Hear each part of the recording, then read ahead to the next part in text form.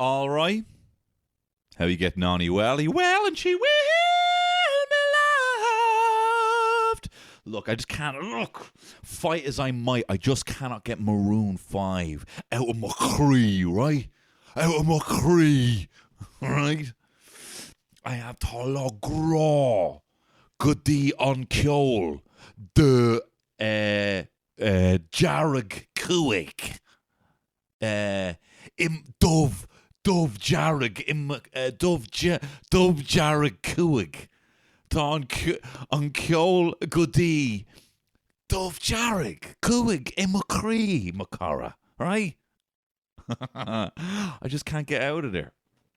I need to be speaking more Irish around people. It makes me fall in love with people briefly until I judge them very quickly, thinking, are you just doing that because you think it's cool? Right? Very fine line. Dropping a bit of casual Gaeilge into a conversation, right? Because it might go the route of like, oh my God, you're like this holistic druid, you know? Or you could be like just trying to be a holistic druid, like me. Are you a bullshitter like me, or are you actually cool? That's the constant judgment I have looking at people every day. Excuse me. I did a little belch there because I drank. I'm after. We have like one of these soda streams, but not a soda stream. We got an Arc, right? That's the bougie one, right? And we have one, and I'm after putting too much CO2 in it, and now it's giving me kind of a little gaseous.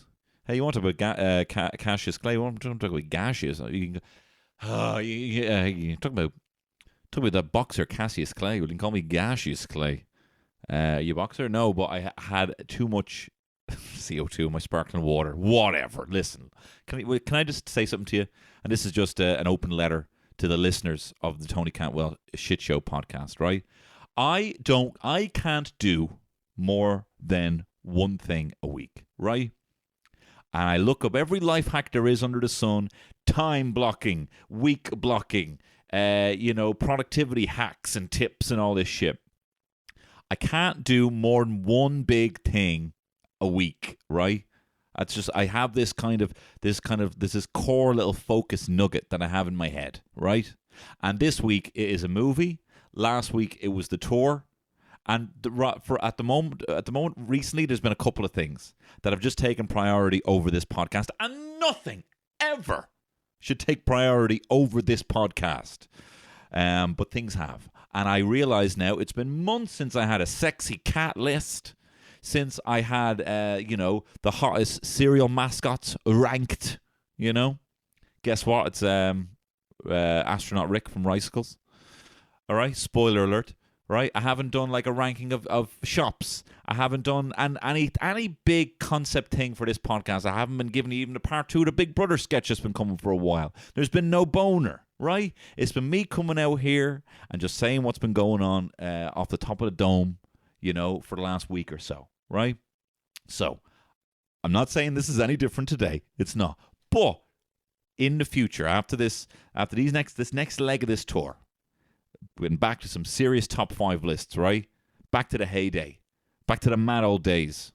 Maybe we'll do one that's just all improv. I don't even know. But speaking of improv, what I'm going to do today is a thing that I do on my Patreon podcast sometimes when I don't have a topic. Or if it's just due one. I do them maybe once every 2 months. I call this a Wheel of Shite. Not to be confused with Alison Spittle's Wheel of Misfortune. No, this is where I randomly select a word, and then I talk about that word and the first thing that comes to mind for that word, right? I find it a good writing exercise as well, so I'm just doing it live, right? Cut out the middleman. Rather than me write notes, I'm just going to tell you a little story, right? It's what they do in improv. If you ever go see an improv show, where they'll ask, can we have a one-word suggestion from the crowd, please? Someone will give you a word, and one of the performers will step out in front of the rest of the troupe, and they will talk about a story from their past or the first thing that they think of when they think of this word, and they'll kind of tell a kind of story or add a couple of details that flesh out a kind of funny thought, and then people will improvise based on that. I'm not going to do that. I'm just going to do the first part of that. So that's what we're going to do today, right? But before we do that, I may as well give you an update on me. Had a wonderful time. Thank you so much, everyone who's been coming to the tour so far. I was in Galway Town Theatre. Thank you very much. I tell you, for a crowd that could not get a pint in the intermission because of some weird reason. I'm so bad. I've been a bit of a dickhead, right? Because I was stressed about the tour. And I found out from Joanne McNally's Instagram that the same venue I was playing, the Town Hall Theatre, didn't serve alcohol, right? And it's not their fault, whatever. They have some, I mean, they're funded by Galway City Council, I think, right? So I think that it's a whole city council thing. If you work there, you work for the council. And they are not in the financial position, I think, to put a full bar in there. But it's just, these excuses that are just like, oh, well, restrictions. And you're like, come on, man. Do you know what I mean? People still talk about restrictions now, but I understand it's not my place. What, open up a full bar just for me for 20 minutes? Having to pay someone for the whole thing, hoping that you just sell fucking 600 Guinnesses, which isn't going to happen, to recoup your expenses. So I understand it, but I wasn't happy about it, and I was very stressed. And I unfortunately passed on a bit of that stress to the audience before the gig, but they did not come stressed. They had such a wonderful time. Shane was there, Shane Daniel Byrne. Also joined me on the Limerick show, which was fantastic. Had a wonderful time there. That was in Dolan's, mate. Wonderful crowd. Had a good laugh there. Good sports. Rinsed a good few people at it through the footy chant. Probably more than I normally would, but I was in a good mood. Power cut halfway through, which was weird. I was just like, I didn't really know what to say. So I was like, okay, because it was in the middle of a very kind of audio-visual part of the show, and I didn't know what to say. So I was like, anyone have any questions? And someone was like, yeah, what happened to the power? I'm like, oh, fuck. There goes winging this. But you know what someone said to me after the show that I've been thinking about since? And it's not, I mean, maybe it is a good thing or a bad thing. I don't know. Someone came up to me afterwards and was like, hey, I really enjoyed the show, but I thought it was weird how neither you or Shane brought up the invasion of Ukraine. And like, I totally valid thing to say. I mean, it's obviously a elephant in the room, and maybe the audience were feeling that I should say something. Maybe, sometimes you can feel a bit of tension and you're trying to direct, you want a bit of relief from it, and maybe that was the thing, because even when the power went out, someone made a joke, shouted out a joke, being like it was the Russians or something, So obviously it's on my mind all the time. But I don't think I don't think everyone has to say anything about it. I mean, yes, it is on my mind all the time, and I feel bad when I try and change channels or think about something else. I kind of feel like I have to endure. I feel like the least I should do is endure the suffering, the harrowing details, rather than, but I don't think it is turning a blind eye, but it did make me think about sometimes the obligation that not even me, but anyone has to comment on something awful, I mean, he said, well, I was surprised not to hear it. And then I was like, I didn't think it'd be funny, and I didn't really know where to put it in between jokes about getting poo on my hand. And, I don't know. Well, I don't want to spoil the show. Well, yeah, after I talk about getting poo on my hand, I just go, on Ukraine as well. That's all, Is that really, I'm not well versed enough or skilled enough to not even look at the funny side of it, And I'm not going to do a fucking roast of Putin, And when I said, I don't know, I didn't know where to put it. The guy was like, well, what's your stance on it? And I'm like, well, look, I know you're kind of asking that question because you just want to ask another question. I think it's a stupid question, Or maybe you feel like, I don't know, what's my stance on the invasion and genocide? But it made me think about this is not to disregard or to discourage people having an outpouring of support and online and raising awareness, and people raising so much money for things. I do have a project coming up, and this is not just me doing the thing. I got something I'm really excited about, but there's a live thing that I'm hoping to donate some of the proceeds to Ukraine coming up in the next couple of months. And I'm even thinking months. Well, that's not urgent now, But I don't know. It kind of got me thinking. Like, obviously, I'm very much in opposition of the genocide and invasion of Ukraine.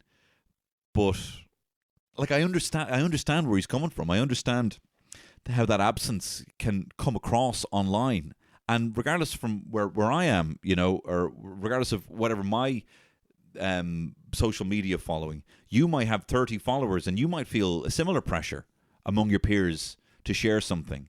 And you might also be kind of judging yourself a little bit. Maybe you don't go through this, but I judge myself sometimes about how I show my activism online, you know? Because a lot of the time it has to go, you have used this tool of social media to be nothing but your narcissism tool. And that's, I don't know how healthy it is, but that's what it is. You shouldn't judge yourself for that. The fact that you show pictures of you looking good on your holidays is so that you can feel good. And now you're having to use this tool to fight back against one of the world's biggest superpowers in support, or in defense of Ukrainian people as they're being slaughtered.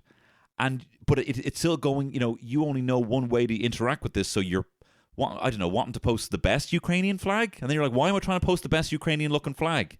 Why am I trying to post the best looking type used in an infographic to explain this invasion so far, And how much of myself here is narcissism and how much is active?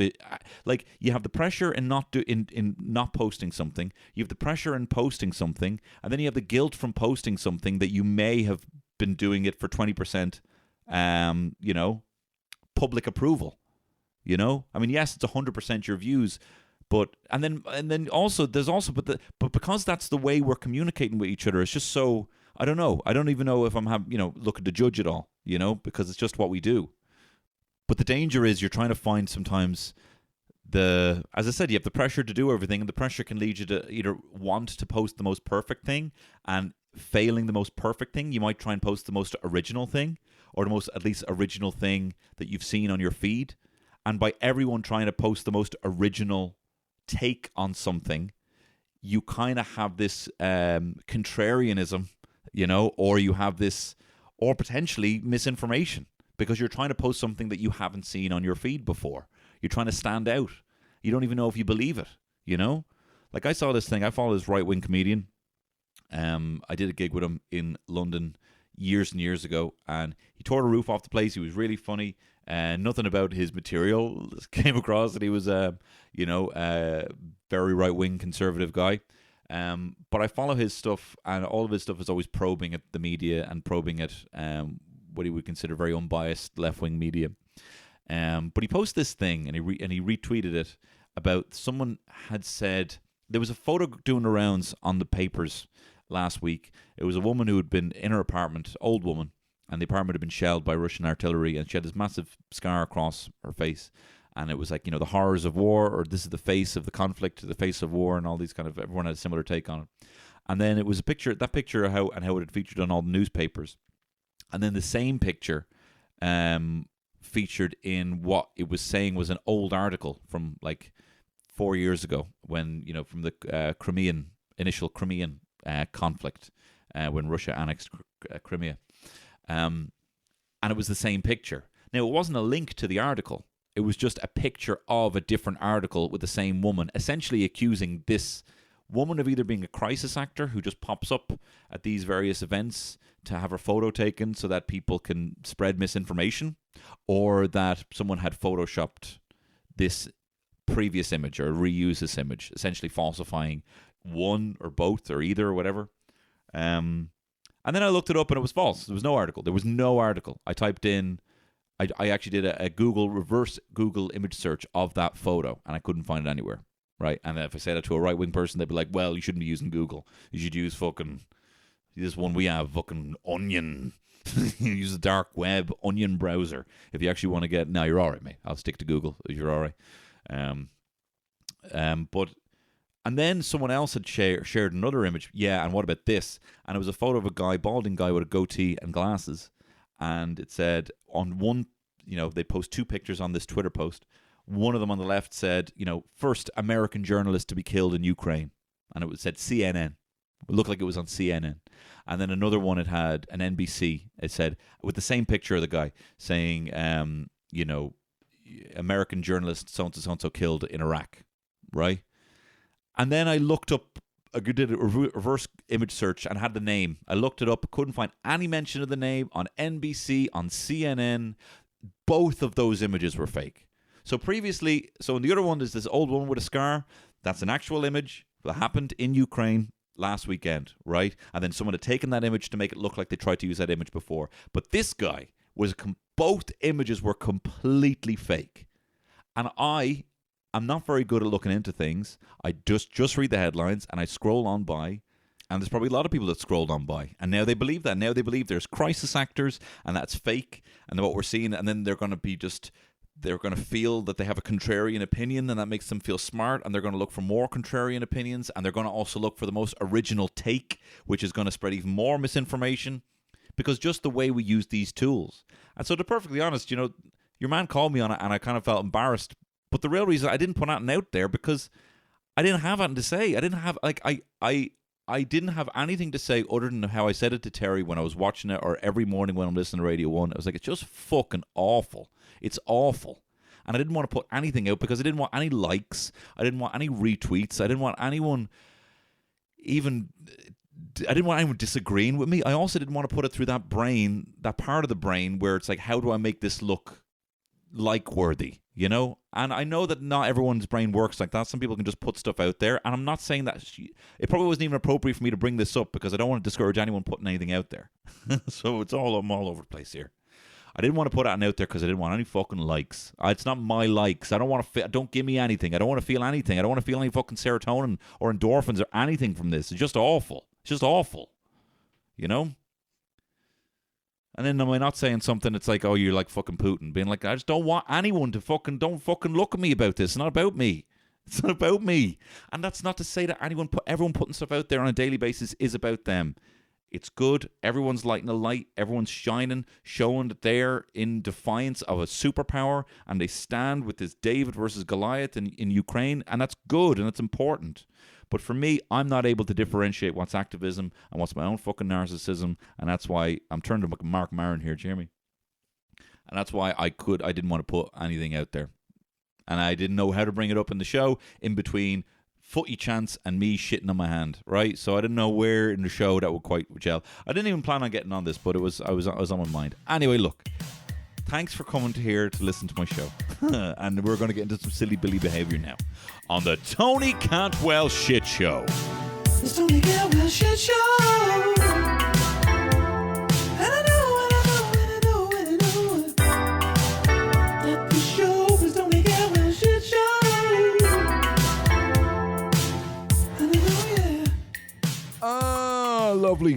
Lovely stuff there. Okay, listen, you look at me. What we're doing here, we're doing Wheel of Shite. Wheel of Shite is when I spin the wheel, go to a website where I can randomly select a word, spin the wheel, and we get a random word, and I tell you a little story about it, or I tell you the first thing that comes to mind. Not all of them will be great, but there will be some gold in these hills. And let me tell you this, I will not be editing this podcast. This one is fucking raw. So you have that to look forward to. Okay, here we go. First one is laser. All right, laser makes me think of quasar or Qzar. It goes by other names as well, but it's kind of a laser tag. Everyone puts on a little vest, you have a fake gun, and you're basically just shooting remote controls at each other, I think. I think there's little IR scanners that they shoot with each other. And it was always a staple for a young fella's birthday, going quasar and bowling in the Omniplex in Coolock. That's what we would do. And remember also they had in Coolock, they had this bubble bobble game in the corner. It was an arcade machine. And when you got to like level, when you got to like 2, bubble bobble, you're shooting bubbles and you're like trying to make all the other things disappear. When you got down to like level 2, there was these little anime girls and they had like their clothes would go away. The more kind of lines that you would kind of eradicate, and you did see their boobs, And it's so unfortunate. No, maybe it's more fortunate. I can't quite figure out what's more fortunate. The fact that was the only way I could see boobs when I was like 12. Or the fact that 12-year-olds now, what they have access to, oh my God, it would crush a boy. It would kill a boy. Yeah? Yes? So, but anyway, laser, quasar. I got hot shot once. No, Top Gun. Is it hot shot or Top Gun? I think it's Top Gun that you get. Or is it Hot Shot? I know they're both a parody of this, Hot Shots is a parody of Top Gun, but they basically print out on this old printer paper your score at the end of it. Real old school shit. Like one of the first computers was probably brought in for Quasar, and it would give you your score. And I think I got the top score once. My tip was I made myself very, very small. I curled into a little ball. I pretty much just looked like an empty kind of, they give you like a chest plate, but I kind of tucked my knees into it like a little turtle. And I got in the corner and I just kept shooting at the security camera. Though it looks like a security camera, there's a sensor in the enemy base, right? Where you can just keep shoot. And you can set off the alarm. And lads would kind of run thinking there was someone there. And I just stayed very still, didn't even breathe. Like, and I would just shoot it every single time they left. And they were like, where is maybe this malfunction? It's the alarm. No, it's me being a little Hatcher, being a little Terry Hatcher in the corner. What was really unfortunate is the whole thing was like you always had like the person who was running the thing being like, okay guys, have you been in here before? Who's ever been here for Quasar? There is no running, there is no climbing. And like then if someone would talk, they would do that thing where they would just talk a little bit louder, you in the glasses. And I always thought it was very funny how like whenever your mate would like talk in one of those things, what thing they would call them by, you know? They're like, you with the curly hair, please be quiet when I'm talking. And then we'd be like, oh my God, curly hair, dear man. I guess we'll call you Curly now. Yeah. Fuck off, you know? Or if it was like, you know, you and the white trainers, you know? And we never heard anyone say trainers. I'm like, you and your trainers. You know, like, fuck off, you know? It's you and the glasses. And they were like, oh, 4 eyes. It was whatever you were picked out on by this, you know, older boy, who we thought was cool, you know? Not to say they weren't cool, but we knew nothing about them other than they were older. And has anyone been here to Quasar before? Anyone not been here before? And he didn't want to be the kid who had not been there before, you know? And then, like, if there was someone that hadn't been there before, he had to go through the whole thing. And so you're just like, all right, he's getting the old apples in the pillowcase treatment now.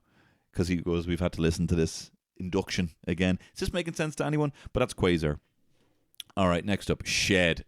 I was just saying to Terry, because I was looking at TikTok, I was looking up guys who are getting sheds in their back gardens and turning them into bars, right?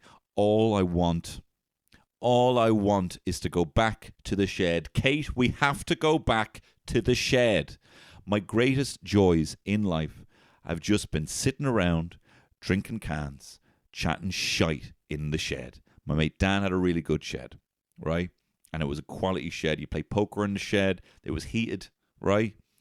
You could sit outside the shed with a little stove sometimes. Some summers we did that. It was wonderful. Greatest days of my life. Just going back.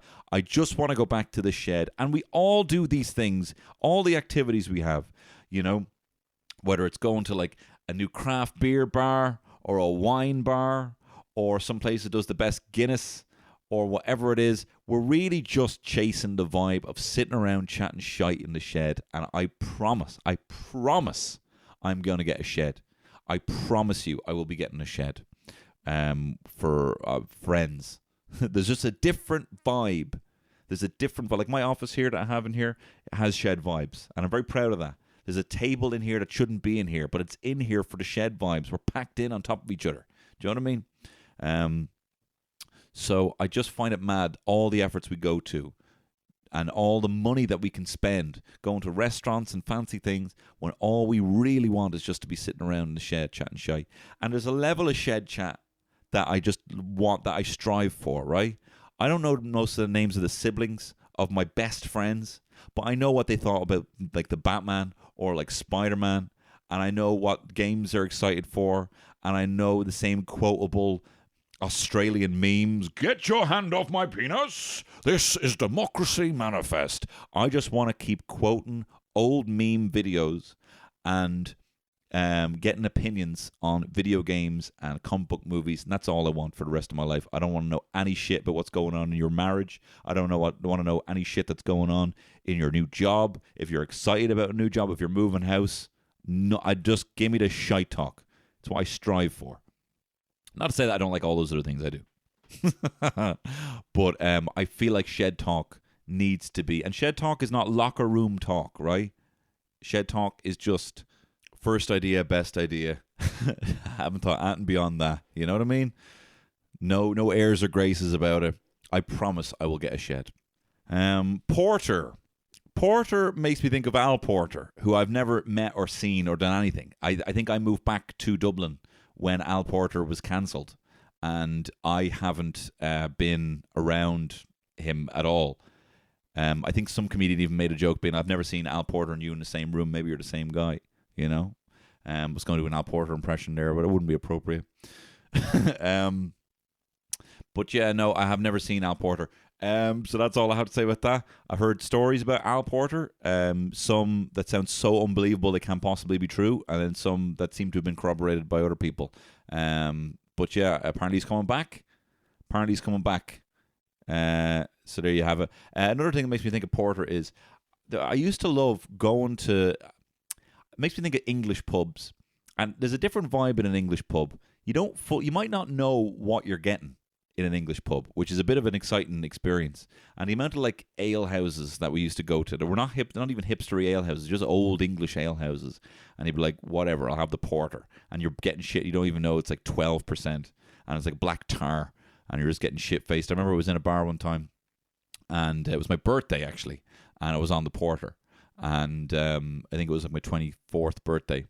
And for whatever reason, I couldn't stop singing Vanessa Carlton, 1,000 Miles.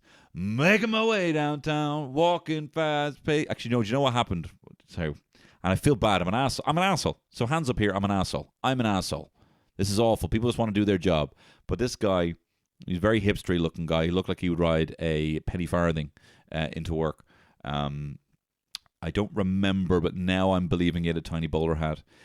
He was trying to get me out. He was trying to get us out, which he was kind of just more like, all right, come on, enough's enough. Like, make your way outside. And I was like, making my way downtown, walking fast, faces pass, and I'm homebound. The diddly diddly doo doo doo doodle doodle diddly diddly doo doo doo diddle diddle diddle diddle doo, because I need you. And I sang 3 verses of it and the chorus, and he just stood there, dead faced, like like a teacher does, expecting that you're going to be quiet. And I did most of the song, and he goes like, right, now you got that out of your system, would you mind making? He's like, man, I did it again, making my way downtown, pausing fast, faces fast, and I'm homebound with diddly diddly doo doo. So I sang it twice. He wasn't expecting that. He got angry. He got angrier, as you can imagine, the second time. And that's not me being a legend, you know. Maybe I did have issues with alcohol. Maybe I did. Maybe I did have issues. But yeah, so I was being kind of fairly belligerent. That's what Porter makes me think of. Al Porter, and then me in an ale house drinking like an 11% singing Vanessa Carlton until I was kicked out. All right, next one. Option. Option makes me think of the fact that up until the PlayStation 4, there was a button misnamed on the controller called a start button. Start button did was give you the options. You'd be playing a game, you would press the option button, and it would then bring you to the options where you could pause it, and you could pause the game, you could change, if you were playing NBA Jam, you'd move, you'd decide what controller was which, you'd go into your team management in FIFA. For generations, there was a button that was a start button that was never used to start anything, maybe sometimes as a kind of a joke, And then you also had this select button, which was holding up an entire part of real estate on a controller, and it did nothing. It never did anything. And I find that insane. But just the fact that it's now only in the last 2 generations a console after 20 years being called what it actually is, and a button to get to the options. Is this any good? All right, next one. Haunt. Haunt makes me think of... I've already talked about this guy, the guy who's the Lord of Tears, the guy who dresses in a massive owl costume with big long arms. He's like Slender Man if Slender Man had a big, massive, scary, like actually terrifying owl head. And he haunts this old abandoned, what's the most appropriate word for, not lunatic asylum, not mental asylum. These are words you don't say. A mental health facility. And it's an abandoned one in Scotland, and there's the most amazing video, and it's like when a prank just goes too far, but he doesn't really do anything bad, he just kind of shows up and scares people, but it's just, I can't get over the fear in people's eyes, and I laugh so hard at it. There are so many people who just accept that they're going to die by this owl. They accept it. They think there's nothing else for them now. There's a guy, and just how people react when they see a giant owl man. Because I don't know what I would do. I would probably I would probably say, all right, I guess I'm an owl now. Do you want to regurgitate any mouse guts on me? Because I guess I'm your owl son, right? And I guess I'll call you my owl lad. I don't know what else, but it's an amazing video. There's two particular times. I know I've talked about this before, but it just bears repeating. There's one guy who sees the Lord of Tears, the big owl man, walking down the corridor towards him on this video. And he sees him, and he just shouts, "Who's that? Who's that?" And I don't think there's anything more quoted right now in terms of shed talk than saying, "Who's that? Who's that? Who is that? It's a big owl. It's not who. Who's gone? Who's out? Who's out with a question here? It's what?" And then he slams the door on the owl man and he keeps shouting, "Fuck off! Fuck off! Fuck off!" Because he knows the owl wants him. I just love it so much. And then there's another guy who is now the Lord of Tears, the owl man, walks into the room and the guy doesn't even hear him coming into the room. And he kind of blocks him from leaving, which is not okay. That's not okay. But it did happen, and we can enjoy it, right? He blocks him from leaving, and the guy just gets down on his hands and knees and curls into a ball, and he just says, "Oh no, oh no," like he says, "Oh no," like he knew this day was coming, like he just knew there was going to be an owl man here, and he, "Oh no," and I just love it so much. All right, next word. Drag. Drag makes me think of RuPaul's Drag Race, and I'm enjoying 2 seasons at the moment. Me and Terry are watching season 14, which is all US queens, and UK versus the world, which is some recurring or returning UK queens like Bag of Chips and Blue Hydrangea, and versus kind of American and the rest of the world. You got Jujubee still in there. You have Mo Hart, who is now going by Mo Hart, who just has this effortless wisdom about everything. I just love listening to them talk. And it's, it's weird because I always thought that the States, the comedians in the US, always much better looks, but in the UK, always much better chat. And it's nice to see queens like Jujubee and Mo be chatting with like Baga and Blue. Blue, I find, is just an enigma. Does an incredible, who knew, impression of Austin Powers and Dr. Evil and made it work. Just seems to have this effortless just precision, but seems to be operating almost like there is someone else controlling their body, like it's an alien in the head looking for Orion's belt. Do you know what I mean? Like, says things that they think a drag superstar's supposed to say, like bitchy comment at the right time, doesn't always get it right. And then also does something like crazy, like send home the strongest queen, because that was going to be the most spectacular thing, even though the right thing would have been to send home the weaker queen. Like, does things to kind of push the envelope, but kind of does them because they think that's what they're supposed to do. Seems to be operating like a bit of out of body, and that's the best way I can describe it. As for the US queens, I'm enjoying Bosco. I thought she had a great week this week. Who's the English one who I like? She did an incredible fake fall walking down, and I was like saying to Terry, "Oh my god, I've never seen a queen fall on the stage."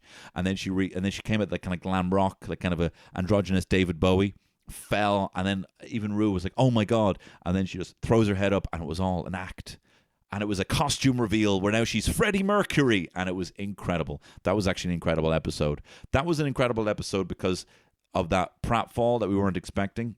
They sometimes get all the queens to act in like a fake telenovela kind of soap where they give them all these characters and they have to like do this kind of soap opera thing. But this one, they kind of pranked the queens where all the lines were to do with farting, and then they just put in a load of farts. And I thought, oh my god, you've totally subverted my expectations twice. But it then also made me realize just how going through the motions a lot of the other episodes have been, and how few have actually done, how few have subverted my did I say emotions? Subverting my expectations. I keep thinking I'm saying the wrong word after I say the word, and I don't think I have. Anyway, next one. Silence. Silence makes me think of how I would love some silence. How I would love to kind of just kind of detox a little bit. My guitar teacher, Sam Killeen, guitar instructor to the stars, he said he did a weekend or maybe a full week of kind of this silent retreat where you just go with no phone and nothing, just your thoughts, you don't speak. And I'd say I would be probably excruciated by it. But I think there's a level, I don't know if you've ever tried, if you ever try meditation and you know that feeling where you're like, I don't like this doesn't feel good at all, you know? Like I'm actually kind of pains you to kind of be present in your body sometimes. Such a key thing to push past, you know? And so, but I need to do more of it. I've been very on my phone, you know, and like serious, clocking in fucking serious hours on my phone recently. So I would be very keen to just have that just blanket of no thought. And then one pops up and you're like, oh, what is this beautiful little orb that I can polish and stare at rather than just being a sea of bees, you know? Do you know what I mean? So I think I would like to get into TM, Transcendental Meditation, which I tried to do. I tried to just find out because it seems to be very kind of cloak and dagger, and I'm like, not really, but like I'm like, it just seems like to actually find out how to do it, you have to go in. There's no breakaway person that is like, oh yeah, I did TM, and let me tell you exactly what you need to do.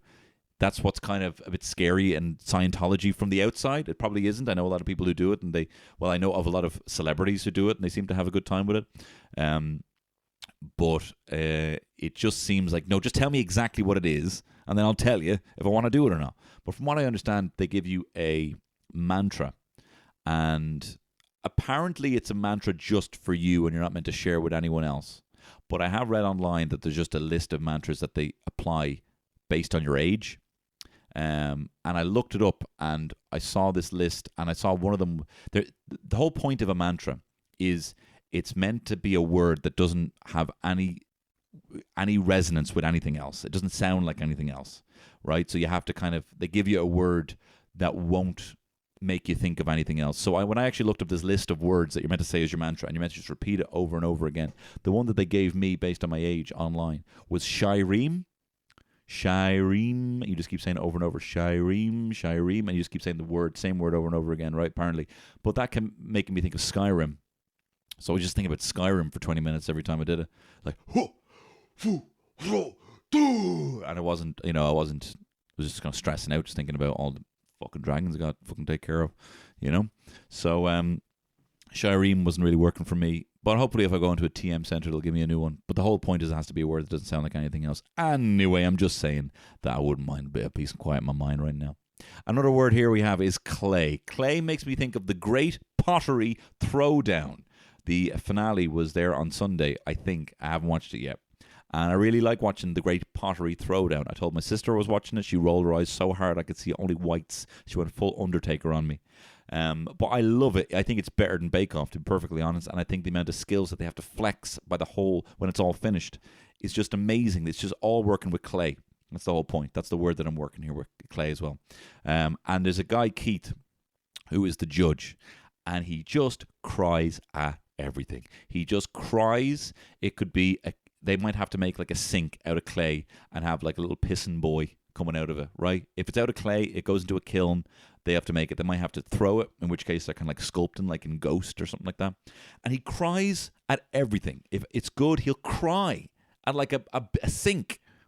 There was a toilet there the other week, and he was crying at it. He was like, oh, it's just brilliant. Yeah, the poo-poo goes there, the pee-pee goes there. You've thought of everything, you know, and he's just crying, you know. And they're so articulate, and they've got people from all walks of life. It's such a diverse cast, but they all just come together, and they're so lovely. They seem like it seems, you know, that street that they shot the Spice Girls music video on? I would love to live on a street with all the contestants of the Great Pottery Throwdown. Just knock into one of them, you know what I mean? Just knock into AJ for a bit. Just knock into, you know, the Irish one for a little bit from Fermanagh, you know? They're all just lovely. They seem like they just have great to have a cup of tea with. And I'm really looking forward to watching the final tonight. Rail car. That doesn't sound like a real word. Next word is rail car. Rail car makes me think of just how much I hate Ian Road Aaron. I mean, I don't hate them. I mean, we're working hard. You know, you know, if I was to oversimplify, I'd say I hate them. I hate the way they lie. I hate the way trains lie. I hate the way the dart lies to you. I hate the way you're waiting at a dart platform and it says 3 minutes, then it goes into 2 minutes, and it jumps up to 7 minutes. And I'm like, what? Did it get lost on a fucking track? Did it take the wrong turn on a track?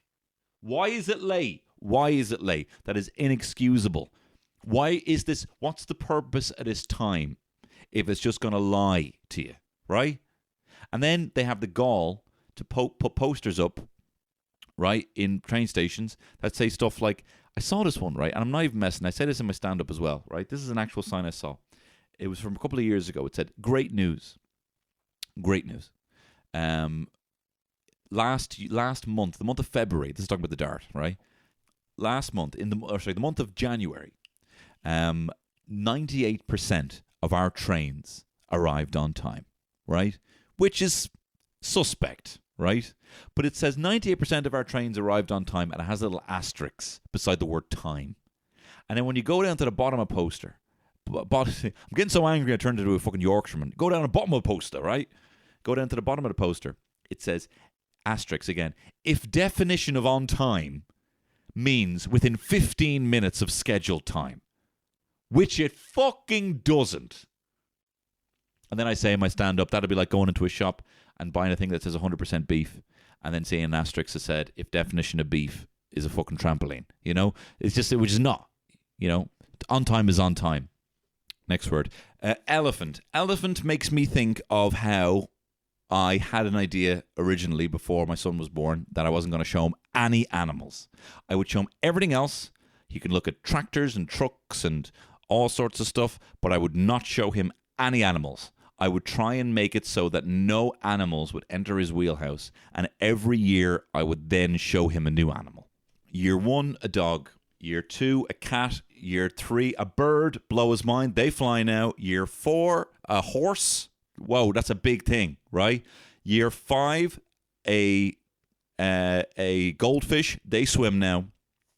Year 6, a cow. They go to the farm. Year 7, an alligator, right? In the water, out of the water. Like, blowing his mind every time. Like, what? Like, once you had a grasp on the last thing, then I'm showing you something else, right? So, year 8, a duck, right? They swim as well, and they fly, right? Year 9, a rhino, right? Big horn, blow his mind. Year 10, an elephant. What? It gets bigger, right? Year 11 would be maybe a pig, right? They're funny. Year 12, a dolphin. They're cute, right? They're smart. 2 smart animals. Year 13, a fucking spider. Cool. You're a teenager, bro. Maybe you can handle it. This is called a spider, right? Gonna blow your mind. Year, just for a bit of context of the insect world, a fly for 14, right? Keep it a bit kind of twisted because you're a young fella, right? Then year 16, right? Year 16, we'd be looking at a hawk. I'd show him a hawk and show him what a hawk can do in action, right? Year 17, a shark. Show him what a shark can do in action. And then year 18, for his 18th birthday, we'd make a big thing of it. I'd show him a fucking giraffe. What is? She'd be screaming, ah, right? Because he only know 17 other animals. He couldn't believe that. I might not even show him actually the horse or the cow, just so the gravitas of the giraffe on his 18th birthday. He's crying. He doesn't know why. But I didn't do that. And you're thinking, what? One that's 1920? He can look at whatever he wants then. Then he can look at whatever he wants. So he can go to then bring him to the zoo. You know, I would kind of show him the giraffe would kind of be like the keys to the car, and the car would be the zoo. I'd bring him to the zoo. But no, he just... Oh, I need to talk about a fucking monkey. Hang on. What do I get? I have to get a monkey in there. What am I thinking? I had a fucking fly in there and a pig.